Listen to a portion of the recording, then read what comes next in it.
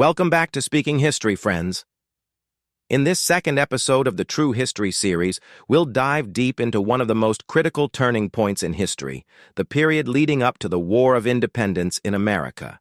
This episode will explore the underlying causes of the war, the preparations made by the colonies, and the intense course of the conflict. We'll also touch on the challenges faced during the peace treaty negotiations and the post-war constitutional and economic struggles. Stay tuned as we uncover these crucial moments that shaped the future of a nation.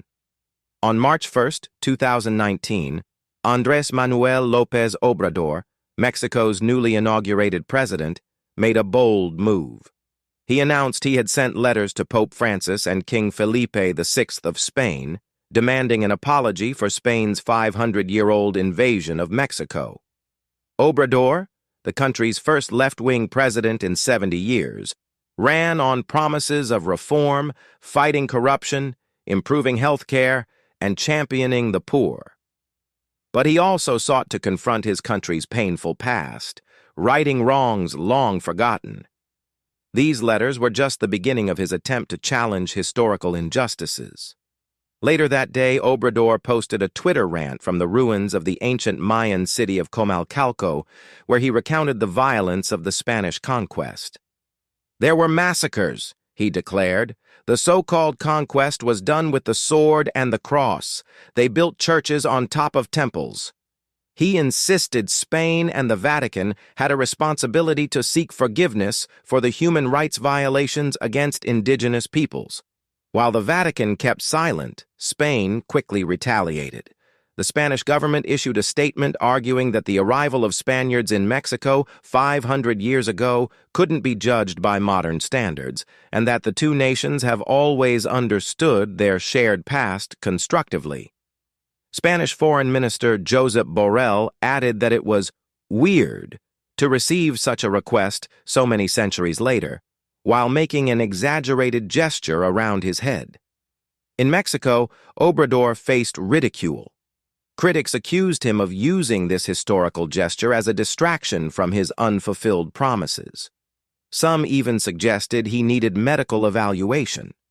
At a literary festival in Argentina, Nobel laureate Mario Vargas Llosa remarked that Obrador should look at his own country's issues, like the millions of indigenous people still marginalized and poor, instead of focusing on events long past. Obrador's historical appeal to indigenismo stirred emotions in Mexico, a movement that champions pre-colonial culture and indigenous rights. While it's shaped much of the country's identity, it hasn't brought real change for indigenous communities who remain in deep poverty. This tension between Obrador's lofty promises and the harsh realities facing the indigenous population has fueled criticism. But here's where things get complicated. The myth of a peaceful, idyllic indigenous society before the arrival of Europeans is widely debated. The Aztec Empire, the largest pre-Columbian civilization in Mexico, wasn't exactly a utopia. Under the rule of Montezuma II, it was a brutal, tyrannical empire. The Aztecs practiced human sacrifice on a staggering scale, believing it was necessary to sustain the sun, even resorting to cannibalism in some cases.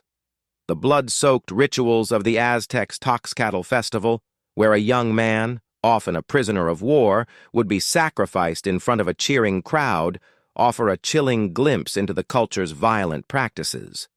Despite this, many have romanticized the pre-Columbian period, ignoring the brutal realities of life in the Aztec Empire. By the time Hernán Cortés arrived in Mexico in 1519, the Aztec Empire, though powerful, was already weakened by internal strife and a brutal reign of terror. Cortés didn't just conquer with his army. He formed alliances with the Aztecs' enemies like the Tlaxcala, who were eager to see the empire fall. The arrival of smallpox further decimated the population, making it easier for the Spanish to claim victory. But it wasn't the Spanish alone that toppled the Aztecs. It was a perfect storm of bad leadership, disease, and local alliances. This historical complexity challenges the simplistic narrative of European invaders versus noble natives. It's not as black and white as Obrador or others may frame it. The Aztecs' reign was one of tyranny, and the Spanish conquest, though brutal, wasn't solely driven by greed. It was a result of geopolitical maneuvering and unfortunate timing. In the end, Obrador's efforts to revisit this past while stirring don't address the pressing issues Mexico faces today. It's much easier to challenge history than to change the present, especially when it comes to delivering on the promises that brought him into office. In the 1980s, alongside trends like spandex and mullets, a curious fashion began to emerge: political apologies. As the Cold War wound down, Pope John Paul II became the trendsetter. In August 1985, on a trip to Cameroon, he expressed sorrow for Christianity's involvement in the slave trade. This marked the beginning of over 100 papal apologies before his death in 2005.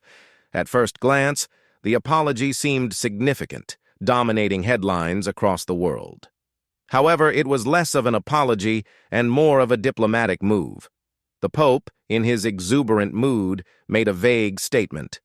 In the course of history, men belonging to Christian nations did not always do this, and we ask pardon from our African brothers who suffered so much because of the trade in blacks. He didn't mention the Catholic Church directly, and instead spread the blame across Christian nations, leaving the Vatican's own role in slavery unaddressed. The Church had a complex history with slavery, often enabling it through papal decrees. In the late Middle Ages, as Catholic European nations expanded into Africa, Pope Nicholas V issued papal bulls that allowed Catholics to profit from human trafficking. Yet John Paul II ignored this dark history. His apology, delivered during his mission to convert Africa, was driven by a desire to expand the Church's influence, not genuine remorse. It was an apology that could easily be erased by time's tide. This style of half-hearted apologies became John Paul II's signature. In 1998, he expressed regret for the Catholic Church's failure to act during the Holocaust, but again, the Church was never directly blamed. The Pope admitted that Christian countries were responsible, but stopped short of acknowledging the Vatican's own inaction. Jewish groups were unimpressed. Rabbi Leon Klinicki of the Anti-Defamation League called it very disappointing, and the World Jewish Congress echoed that sentiment. The Pope's careful wording ignored the Church's centuries of anti-Semitism that laid the groundwork for the Holocaust. John Paul II's pattern of half-apologies continued. In 1992, he admitted that Galileo had been right about the Earth orbiting the Sun after centuries of Church-sanctioned torture for his beliefs. In 2004, he apologized for the 1204 sacking of Constantinople. Yet, he never addressed the exploitation of girls in Ireland's Magdalen laundries, nor the widespread sexual abuse by clergy. The closest he came was a 2003 statement: "There is no place in the priesthood and religious life for those who would harm the young." But by then, many of the victims were long gone, and the apology felt empty. The fashion for politically safe apologies spread globally. In 1993, U.S. President Bill Clinton apologized to Native Hawaiians for the 1893 invasion, but refused to acknowledge the bombings of Hiroshima and Nagasaki. The British government made similar gestures, offering apologies for past wrongs in New Zealand and India, but never fully addressing atrocities like the Amritsar massacre or the forced castration of Kenyans in the 1950s. Meanwhile, Tony Blair apologized for the Irish potato famine, but never acknowledged the Iraq War's devastating consequences. The sincerity of these apologies was often questionable, more about appearances than real accountability. True political apologies, however, do occur. In 2010, British Prime Minister David Cameron apologized for the Bloody Sunday massacre in Northern Ireland, a long-awaited acknowledgement of injustice that resonated deeply with the victims' families. Similarly, after the collapse of the Soviet Union, both Gorbachev and Yeltsin expressed regret for Soviet crimes, distancing themselves from Stalin's legacy. These apologies carried weight, as the victims' families were still alive and affected by the events. Not all political apologies are empty, though. Nelson Mandela's Truth and Reconciliation Commission in South Africa sought genuine justice and healing, addressing the wounds of apartheid with sincerity. But when it comes to slavery, the scars remain. Though the apology for slavery in Africa might have been well-intentioned, the lingering effects are still felt today. In America and beyond, institutional racism continues to affect millions. African Americans face disproportionate violence, imprisonment, and unemployment. And despite progress, the remnants of slavery, like statues honoring slave traders, remain part of the fabric of society. The struggle to confront the past is far from over, and apologies for these injustices, when they come, must be more than just words. They need to be backed by action, accountability, and a commitment to healing. A meaningful political apology is rare, but what's even more uncommon is an unprovoked offer of forgiveness for injustice, whether real or perceived. Victimhood can hold immense power, and we see it playing out in various global narratives, from Mexico's Obrador to the Brexit saga, the Falklands conflict, Greece's financial crisis, and independence movements across Europe. These grievances often revolve around the idea of a paradise lost, the belief that a once innocent people were robbed of their sovereignty by powerful oppressive forces. In Britain, the Battle of Culloden, 1746, stands as a prime example. Nearly 300 years after the Jacobites, led by Bonnie Prince Charlie, were defeated, the event continues to stir emotions. The tale is often simplified as a battle between the noble Highlanders, defending their idyllic homeland, and the oppressive English forces. The Highlanders, in their kilts, pick up their claymores to fight back against the so-called German Duke of Cumberland. The result? A massacre at Culloden and the subsequent Highland clearances, which left native Scots displaced. This narrative of the virtuous Scots oppressed by the English and their foreign Hanoverian rulers is a powerful symbol of Scottish nationalism, a tale of an innocent people wronged. But like many historical stories, it's simplified to fit modern agendas. And at the heart of it all, Charles Edward Stuart, or Bonnie Prince Charlie, a man whose connection to Scotland was rather distant. Despite his iconic place in history, Charlie wasn't exactly the Scottish hero many believe him to be. His claim to the throne was based on his grandfather, James II of England, who was ousted in the Glorious Revolution of 1688. Born in Rome to a Polish mother, Charlie's entire life was driven by a deep-seated grievance, inherited from his father, the Old Pretender. When his father could no longer fight for the throne, young Charlie stepped in, supported by the French, who saw him as a tool in their war against Britain. Charlie's mission in 1745 was clear: upset the budding British democracy and claim the throne for himself. He had everything to gain, but the ordinary people of Britain had nothing to gain from the conflict, and they were the ones who paid the price. When Charlie landed in the Outer Hebrides in 1745, he was welcomed by Highland clan chiefs who saw this as an opportunity to reclaim their autonomy, shaken by the 1707 Act of Union. This act had united England and Scotland into the Kingdom of Great Britain, undermining the power of the clan chiefs. The chiefs, who had enjoyed significant power and autonomy, were furious at the growing democratic order that threatened their rule. These clan chiefs didn't just want to free the Scots from English rule, they were primarily protecting their own interests. The Highland clan system had long been a power structure in which chiefs ruled over their extended families, using feudal tactics to maintain control. Many clan leaders lived by the same ruthless principles as a mafia family, engaging in constant feuds and raids against rival clans. The Bonnie Prince's supporters were not always the noble freedom fighters they are made out to be in romanticized retellings. The Scots, under Charlie's banner, engaged in looting, pillaging, and brutality, actions often overlooked in traditional histories. This side of the story doesn't fit the idealized image of noble Highland warriors shaped by writers like Walter Scott and Robert Burns. The clan chiefs, who backed Bonnie Prince Charlie, were not fighting for the greater good of the people. They were fighting to preserve their own power. The soldiers who joined Charlie's army did so not out of loyalty to a cause, but out of obligation to their chiefs. The Jacobite uprising started strong, catching the British off guard.